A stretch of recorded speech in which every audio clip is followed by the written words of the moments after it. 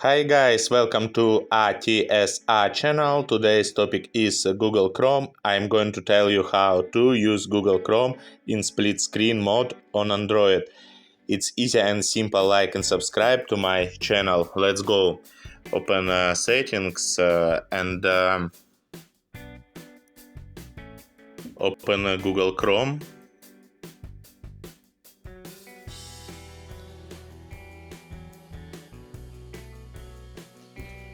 Then tap here. Long tap on Google Chrome app.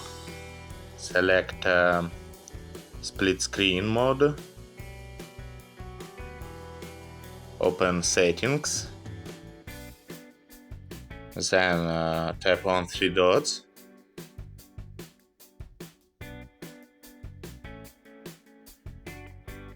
Select a new window. Good.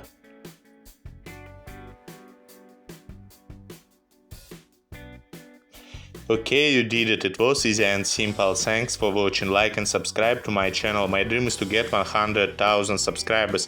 Do you think I can do it? Please write in the comments. Also check out my playlist on this topic.